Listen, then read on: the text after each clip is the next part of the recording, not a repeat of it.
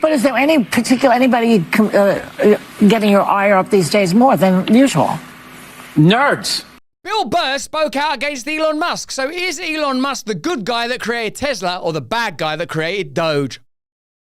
Hello there, you Awakening Wonders. Remember, we stream these days, these times on Rumble as part of Rumble's fantastic new lineup. Join us there and consider getting Rumble Premium if you can. It helps us when you do that. Bill Burr, in my opinion, is a fantastic comedian. He's up there with your Shane Gillis out of the new contemporary comedians.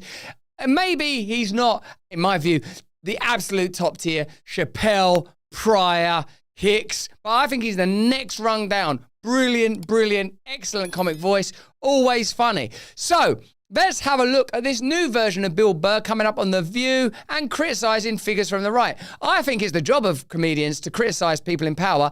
Absolutely, it's a total necessary function. But if you ever get a whiff of the idea that a comedian is just a mouthpiece for the establishment, that's a problem. So what is it with Bill Burr? Is he being true to his comedic roots, or has he been captured by the establishment? Let's have a look at a couple of media appearances that he's made recently and see which line he's on. Just to let you know, I've interviewed Bill Burr a couple of times. I think he's pretty great, but let's get into it together. So Matt Walsh had this to say. Imagine if someone told you 10 years ago Bill Burr would appear on The View and instead of roasting them hilariously to their faces, he would spend the whole time politely agreeing with them. What a tragic fall from grace. Bill Burr is a pathetic broken shell of a man. So let's have a look at that appearance on The View and assess it together with me as a comedian myself, giving my best and most honest assessment of this dialogue. I don't know, it's a weird time when I just feel like someone needs to bring the boiling water down to a simmer. Kind of agree with that, don't you? We need to calm down a little bit. Your country is America. Doesn't everyone need to kind of find a way to cohesively get along? Or are we in a new secession moment? Are we in a moment where it's like, well, why do we need to have a country, United States of America? Why don't you break it down into states? Do we need a UK? Wales want to be Wales. Scotland want to be Scotland. Even cities in my country, like Newcastle and Liverpool, have a stronger identity for their town and their city than they do for like the royal family or whatever. So maybe that's true. Maybe what we're experiencing is the breaking down of the nation state model. Is that possible?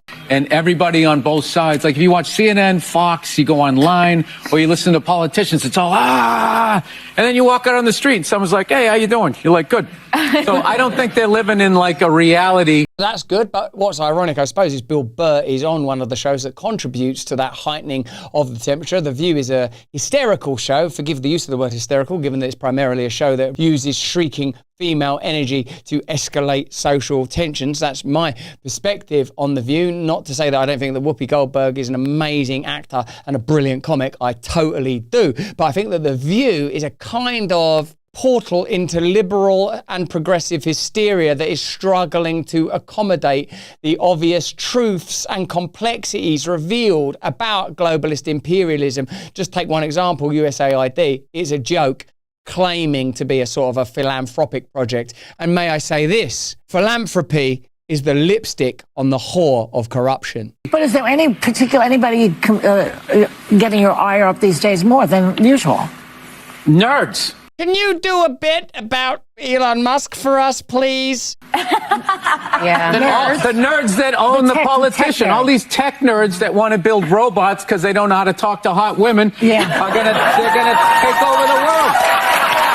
It's an interesting take, isn't it? Because I think the View audience obligingly cheers, and the idea that academics and scientists have trouble talking to women. By the way, you can add comedians to that list. A lot of people become comedians because they're not comfortable in the kind of social engagements that lead to coitus, and I wonder if Bill Burr's observable discomfort is his own awareness that he, in a way, is a nerd. To be a good comedian, you have to be a bit of a nerd because you're continually watching stuff. You're not a nerd in a tech sense, but you're a nerd in that you're always trying to watch patterns and language and stuff like that. If you watch Bill Burr on Joe Rogan or Bill Burr's stand-up, you've got to judge him by his stand-up primarily, haven't you? He's a very, very brilliant comedian. He makes excellent observations. He's very loyal to his blue-collar working class. Roseanne would say, don't call it blue-collar, call it working class roots. Here, in this instance, I think he's a little uncomfortable at having to align with what he knows is required of his audience. I mean, look, you can all day long criticise Bill Burr, but if you go on The View and you have to sit there with them and everything, and like you know what they want you to say, it can be a bit uncomfortable. Presumably he's on there as some sort of obligation to promote something. I don't imagine he wants to be on there. It's difficult when you go on those shows. You know, you go on there because you have to, The View, isn't it? Like, no one wants to do that stuff anymore. Everyone knows it's empty, hollow, pointless, stupid. He's presumably got a book out or a podcast or something, and he has to go and do these shows. They're going to take over. They are literally going to replace us. We're like beta right now, and they're coming out with like the VCR. And I think Elon has got the rockets going because they realize there's other Earths out there, and they're going to trash this one, and because they don't have any concern for it, and they're going to move on to the next Earth. I mean, that's an interesting point, isn't it? Because when Elon Musk was Mr. Tesla, he was an avatar and totem of progressivism and the significance of transferring away from fossil fuels. So what is Elon Musk? Is Elon Musk this brilliant genius of Tesla, or is he a sort of a terrible monster? You say, well, when he did Tesla, we liked him, and now we don't like. I mean, like, what is the principle? What is the principle that you believe in? That's why you need to believe in something that's not transitory and meaningless, like cultural inflections and ever-changing fads, because they will let you down, man. The people in the culture will let you down because they're people. Even people that you really love are going to let you down because we're people. We're broken. We're hopeless without God. And, everybody's going to be standing down here with your blue and red ties going, wait a minute, I was on your side. And they're just going to leave. But you were talking about death in your set. Do they not realize that they're going to die, these people? They don't realize that eventually everybody dies. I always wondered that about all religions, where they always talk about a wrathful God and, will send you to hell. And it's like, none of you guys are operating like you fear this, the way you run your religion. That's right. So I don't understand any of that. I'm just trying to be like chill. Somebody holds the door. Hey, thank you. I think Bill Burr there is actually trying to navigate a difficult situation on The View. He's there to promote his stand-up special. Is it on something like Netflix? If it is, they would have said, we'll give you this amount of money if you do this amount of promo for it. And it might even have been explicit about TV performances and appearances. I've done deals like that. And they'll say, you've got to do this number of broadsheet interviews. That means with big newspapers like the New York Times or something. You've got to do one magazine where someone gets to spend half a day with you. You've got to go on these types of shows. And I think that Bill Burr don't look very comfortable there. And I think he's trying to do some reconciliatory stand-up. And in a way, it's the job of great comedians, and I believe Bill Burr is a great comedian, to try and create connection and get beyond the prescriptive opinions of a space like The View, where it's very tempting to just sit there like a seal balancing a beach ball on the tip of your nose in hope of receiving a flung fish. Because them environments like that, where there's them, it's a bit Sea World, The View, and I don't mean because it stinks of fish in there. That would be a deeply misogynistic joke to make, and I'm not going to make that joke. I won't make it. I won't. But what I'm saying is it's very easy to start preaching to the converted in a place like that. But the point of a comedian is not to alienate people, but have a look at, say, Norm Macdonald on there. Like, Norm Macdonald upset them people. Check it out. This was when Norm Macdonald went on The View. No, he's not a liar, a crook, murderer, or anything like that. So it'd be good to get the. See, I think we should get the homicide out of the White House and get like a fresh start, because we don't want any more murderers. I think we should just go on to the next question. Who are the murderers? Yeah. Oh, Clinton, he murdered a guy. He upset them all. He started talking about the Clintons and kill this. And that's the job and the function of a comedian. And Bill Burr is a great comedian, in my opinion. I don't know that he shouldn't go on The View. I don't know who he is and what his challenges in life are. Other than when I met him, he was pretty lovely. What I would say is that shows beneath Bill Burr's level of talent. 1775 coffee is a revolution that we can all participate in. You wake up every morning, you're like a cripple, aren't you? You're like Stephen Hawking without the brains. You're just a shuffling, wretched cripple. Well, apparently 1775 coffee went full alchemist and brewed up Rejuvenate. It's got CAAKG, an ingredient. It's scientifically proven to fight aging at the cellular level. Great. Because who the hell wants to just exist when you can flip the bird to aging along with every single cup? Take that, Mephistopheles, read Goethe. And it's still all the good stuff you'd expect from 1775, single origin beans. Can you hear the word bean without thinking of a clitoris? I can't. Small batch roasting.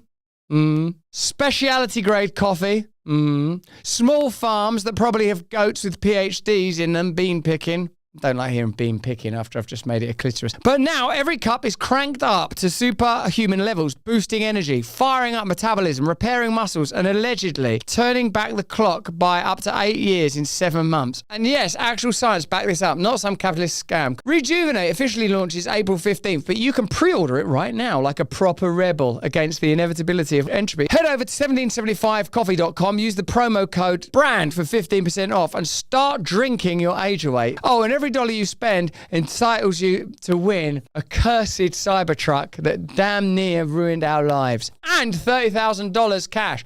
He also appeared on Jimmy Fallon's show. Let's have a look at him there. Well, it's a positive time, Jimmy. Yeah, it really is. Billionaires are not happy having $1 billion. Oh, you can never be happy with money because, well, it's in the Bible. You can't make yourself happy through material things. It's easier for a camel to pass through the eye of a needle and a rich man to enter heaven. If you want to be happy, give away all your gear and follow me. I'm paraphrasing, but it shouldn't be a mystery that someone that takes a Faustian pact is not happy. But in this case, we're not looking at Elon Musk and Elon Musk's psychic or spiritual state. We are looking at some somewhat trite observations about Musk from Burr. And I wonder, don't you think it'd be interesting, like, because Bill Burr goes on Rogan, Musk goes on Rogan, to sort of know how that would all play out? Because they're sort of in the same Marvel universe, aren't they? Why does Elon Musk dress like he just... All right. Joke coming. Thank you. Bill Burr will have to find a way back to that joke. It's difficult when you start a joke, then the laugh starts, because now you have to sound like it was an organic thought. What I would do there is, I'd go, like he's already said, why does Elon Musk dress like he's what I would do to mask that is I'd find another way into that sentence. Like, thing is with Elon Musk, that I sometimes consider that he looks like, he dresses like, now what would be a good joke? He dresses like, is it going to be sort of like a dad, something like that, and it's sort of like dad dressing? What would I say? Sometimes he looks a little bit tubby, doesn't he? If I was going to do a joke about Elon Musk's physical appearance, I'd probably think about them times where you've seen footage of him on the beach. But if you can make jokes about Elon Musk's body, then we're saying it's okay to make jokes about people's bodies. Therefore, it's okay to make jokes about trans people, because that's just ultimately a joke about bodies. So it's really interesting. Oh my God. Why does Elon Musk dress like he just got out of a Hot Topic? Just... I am so sick of that guy trying to rewrite his origin story like he was Matthew McConaughey pulling into the high school. It's like you were a nerd, nobody banged you.